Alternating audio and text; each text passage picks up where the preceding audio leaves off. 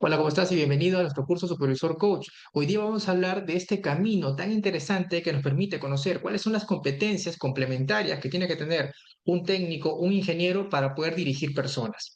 Vamos a ver en primer lugar sobre los conocimientos técnicos. Yo comencé hace muchos años como técnico y me consideraba que una persona que tenía muy buenos conocimientos técnicos. Pero ¿qué pasaba? Siempre hablábamos de que para poder ser un supervisor necesitamos solamente ser muy buenos técnicamente. Y generalmente esto no sucede. Y no sucede, así seas un ingeniero que tiene muchos conocimientos técnicos también. Y lo que resulta, en el momento que empiezan a dirigir personas, resulta que a veces no llegamos a entender a las personas, no llegamos a entender cuál es la situación o las necesidades que tienen estas personas para poder ayudarlas a potenciar. Recuerden, hay una frase que siempre se dice, que una función de un líder es crear nuevos líderes. Y muchas veces cuando estamos en el puesto de supervisión, solamente creemos que tenemos que hacer, hacer y hacer y no delegar funciones por temor o por algunas razones que podamos tener. Me di cuenta mucho tiempo con estos conocimientos técnicos que vivíamos generalmente teniendo creencias en el día a día. Una de las creencias más comunes que yo veía mucho en el entorno era que para ser supervisor solo necesitas ser el mejor técnico. Este es en el caso de los técnicos principalmente. Yo era técnico, claro, y hablaba con mucha gente y mucha gente siempre me decía eso. Inclusive compañeros de estudio me decían, no, siendo el mejor técnico puedes llegar a ser supervisor. ¿Y qué pasaba? Esto lo contrasté, obviamente una creencia solamente puede ser derrumbada si es que yo la contrasto con una verdad. Lo contrasté cuando conocí personas que no eran, al menos para mí, no eran técnicamente tan prolijos o tan competentes como yo, pero tenían una capacidad de comunicación muy buena, tenían una capacidad para ver necesidades diferentes a las que tenía yo, tenía buenas relaciones con las otras personas y me di cuenta en este momento que, vaya, no solamente basta con tener conocimientos técnicos, había que tener algo más. Y eso es muy importante poder tener algo adicional a eso.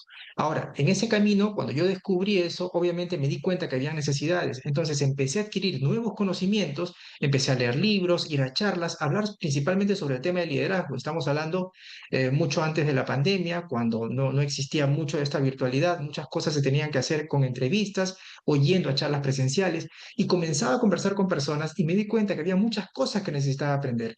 Y a partir de eso empecé a adquirir nuevas habilidades porque una vez que tuve conocimientos, llegó el momento en que podía dirigir algunos equipos técnicos, aún no era supervisor, pero podía dirigir equipos técnicos y podía aplicar este conocimiento y de esta manera poder tener mejores habilidades para dirigir personas.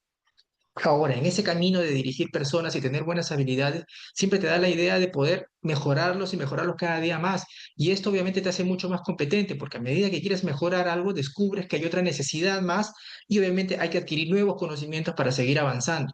Obviamente yo llevé después de esto mucho tiempo una carrera universitaria y también me certifiqué como coach y aprendí muchas cosas sobre ello y aprendí muchas cosas que eran necesarias para una persona con solo conocimientos técnicos, sea su ingeniero o sea un técnico poder dirigir personas. Entonces, ya después de muchos años, esta es una foto donde ya estaba como supervisor, aquí cuando estoy con unos amigos supervisores, encontré que también había, tanto como había creencias en el mundo técnico, también había creencias en los supervisores, habían cosas que los supervisores decíamos comúnmente y por ahí que se convertía en una creencia que nos limitaba a hacer cosas mucho más arriesgadas a la hora de poder potenciar al equipo de trabajo.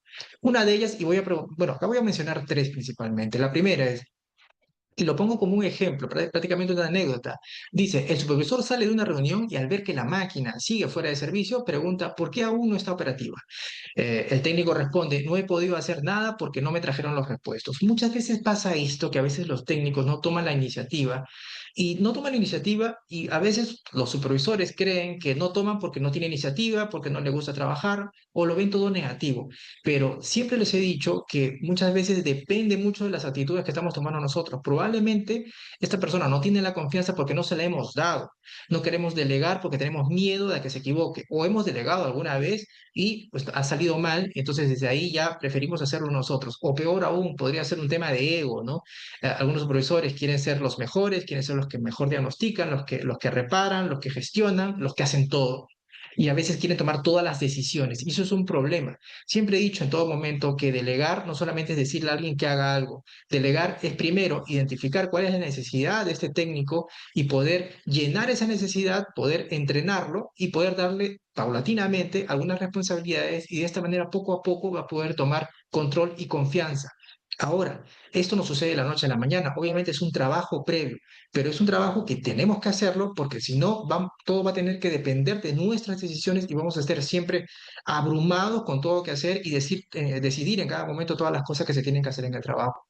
Otro de los puntos era que el técnico no cumple con las normas de seguridad. Por ejemplo, al recibir una recomendación del supervisor para usar guantes, responde, tengo más años que tú trabajando así y nunca me ha pasado nada.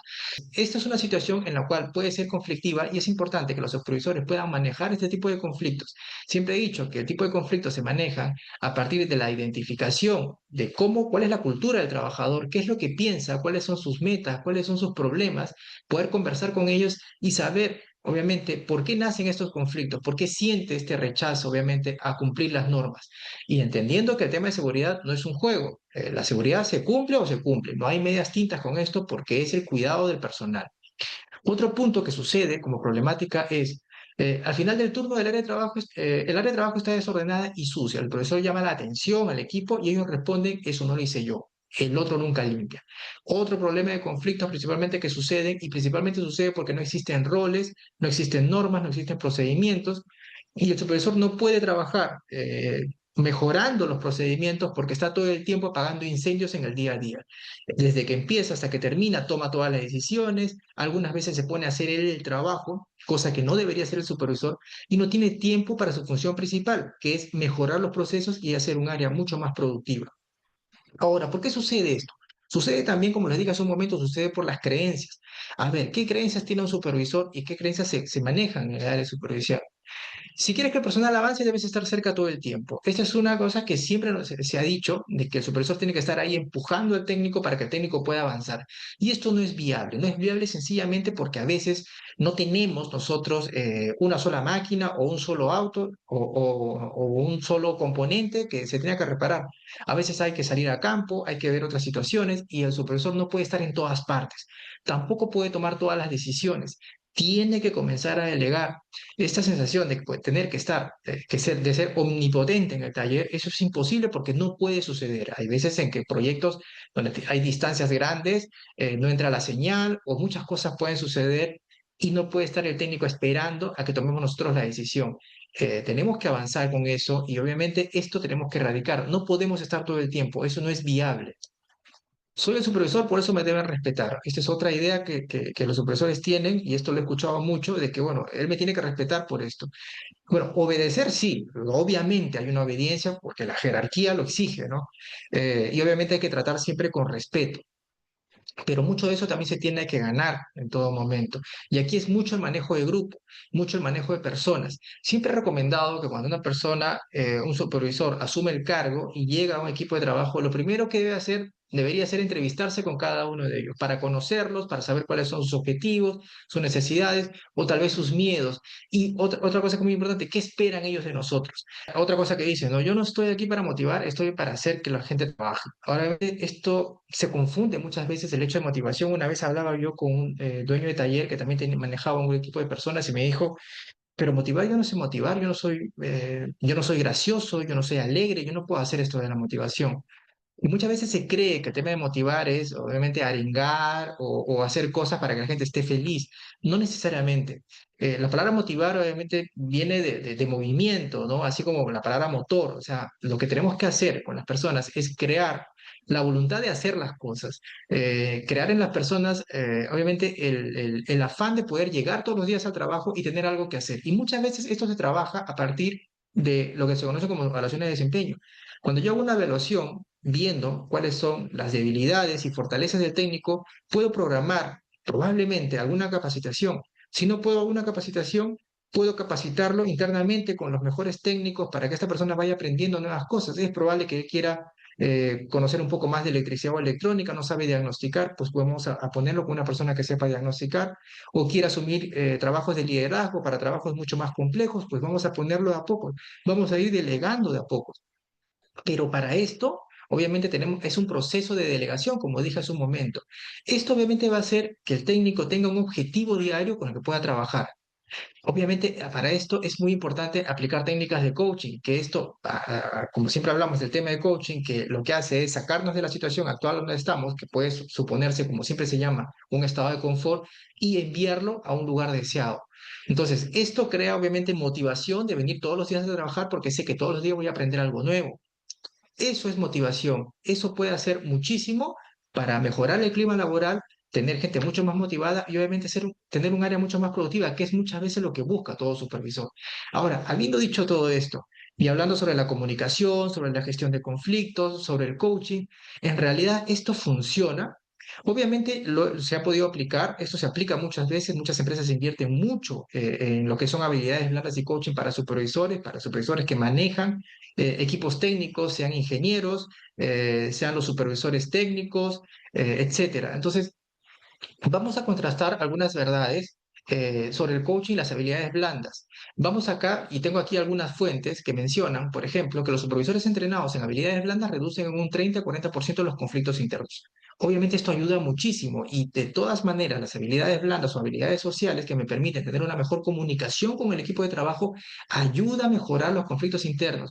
Y como les he dicho, el conflicto interno hace un clima laboral mucho más favorable, un ecosistema mucho más hermoso para poder trabajar y de esta manera los técnicos pueden obviamente ser mucho más productivos en el día a día y esto nos ayuda muchísimo de todas maneras.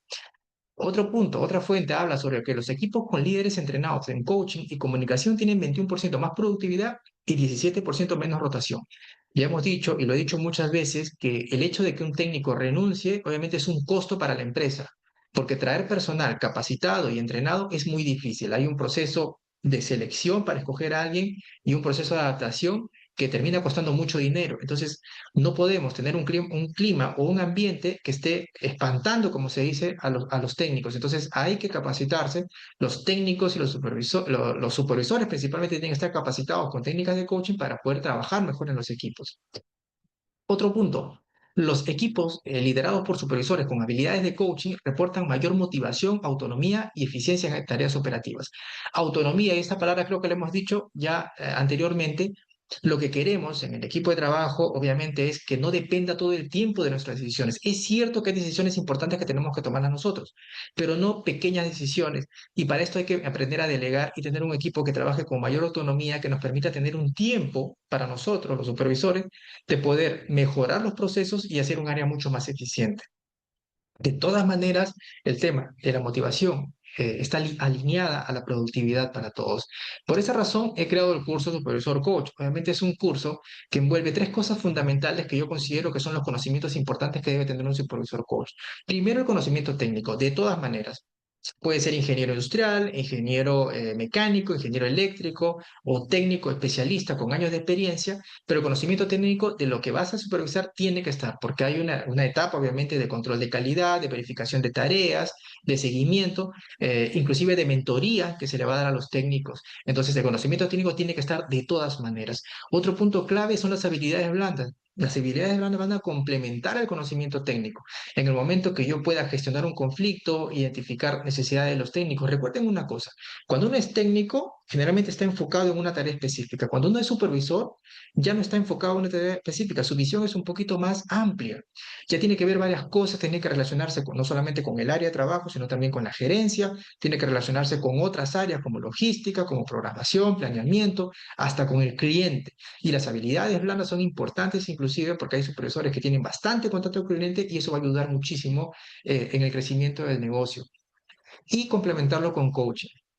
¿Qué es el coaching? Como dije hace un momento, es trasladar a una persona de un estado actual a un estado deseado. Y el equipo de trabajo tiene que trabajarse de esa manera. Individualmente, el supervisor tiene, obviamente, la obligación de poder reunirse con cada persona y hacer una evaluación completa de cada uno de ellos, qué necesita tener para ir mejorando. La mejora individual de cada uno de ellos obviamente hace una mejora en conjunto y para esto las técnicas de coaching son muy importantes. Siempre digo, hay que recordar siempre a los supervisores que hemos tenido en años pasados, cuando recién empezábamos en el mundo. Siempre recordamos a los supervisores porque a los supervisores que más recordamos son aquellos que han impactado en nosotros, han hecho que nosotros seamos mejores. De esta misma manera, nosotros estamos impactando en las personas con las que trabajamos y es importante que dejemos un legado para que después de algunos años nuestros técnicos nos puedan recordar como personas que en realidad han hecho que ellos puedan crecer y han impactado en su desarrollo. Muchas gracias.